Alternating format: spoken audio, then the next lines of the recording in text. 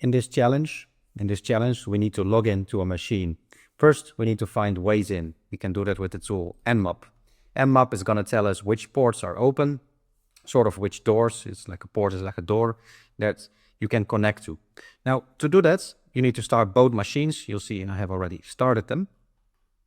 And then we're going to scan this target. So this target right here, you'll see once you started the machine, it's going to take about a minute and you'll see a target IP address to scan. So to scan it, we open the terminal, we type nmod, that's the tool to scan for open ports, followed by the target address. So you can simply copy it. You don't have to overtype this, paste it in here, and then paste it here. So right click on this terminal, paste, press enter. And that's going to tell you some ports that are open. Now, by default, it might not scan all ports. So there's a little trick you can do with Nmap. That is -P1-65535. That's going to scan all possible ports.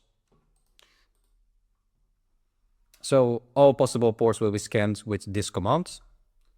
And then it might take a second and we find 3 open ports. We find port 22, which is SSH, remote access, remote control. We find port 2222 and another port here, 31337, and with another service. So every application uses a port to communicate, and it uses this port system because otherwise the computer wouldn't be able to differentiate between different kind of apps. For example, a game app, a web server app, maybe streaming app. All of the data would come to the computer at once. So the computer uses these ports, or the applications uses these ports to differentiate between types of traffic. Now we can connect to any of these ports using a tool called NC.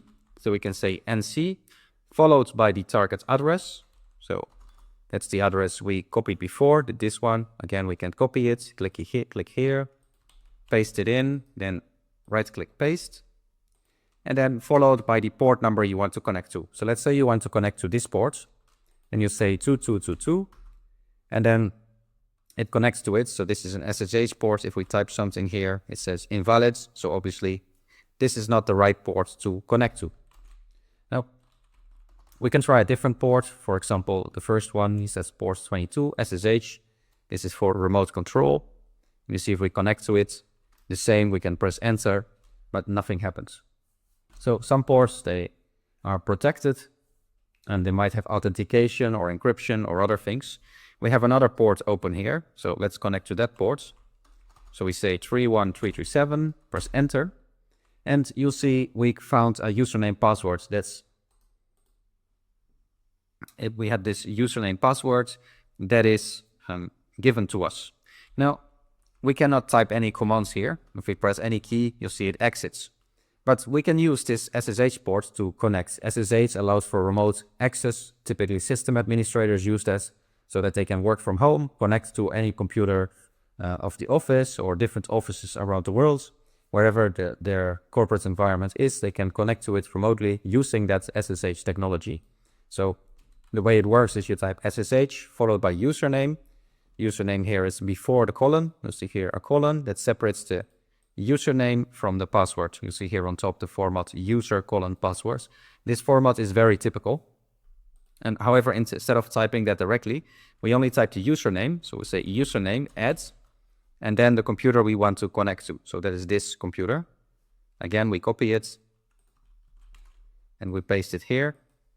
Now, in this case, the username is going to be Ubuntu. That is the username they give us.